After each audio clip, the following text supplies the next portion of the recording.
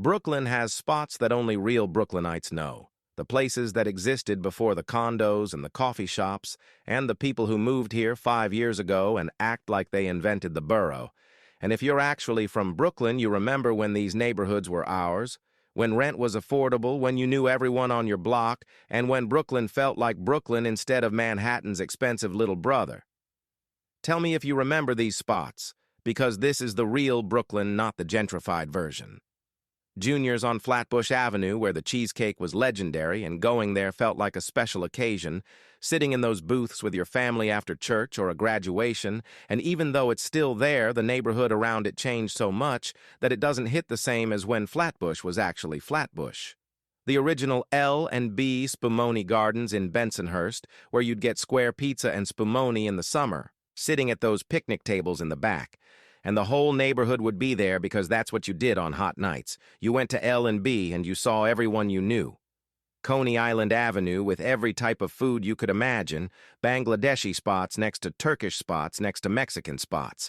And if you grew up on that strip, you learned to eat everything because Brooklyn was always the most diverse place in the city, but now people act like they discovered that in 2015. The Williamsburg Savings Bank Tower before it became luxury condos, when it was just this massive clock tower you could see from everywhere in Brooklyn. A landmark that meant you were home, and watching them turn it into apartments for people who can't pronounce Williamsburg. Right felt like losing a piece of Brooklyn's identity. Fulton Street in Bed-Stuy before the boutiques, when it was just the spot where you got your hair done or bought sneakers or grabbed jerk chicken from. The Caribbean spot everyone knew, and the energy was Black Brooklyn at its realest, loud and vibrant, and unapologetically ours. The promenade in Brooklyn Heights, which technically still exists, but used to feel different when Brooklyn wasn't trendy, when you could sit on those benches looking at Manhattan and feel proud of being from Brooklyn because you didn't need to live in the city to matter, you had your own thing going on. Albee Square Mall before they tore it down and built City Point.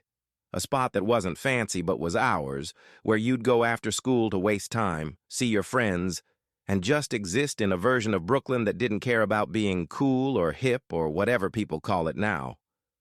The original Junior's location in Times Square,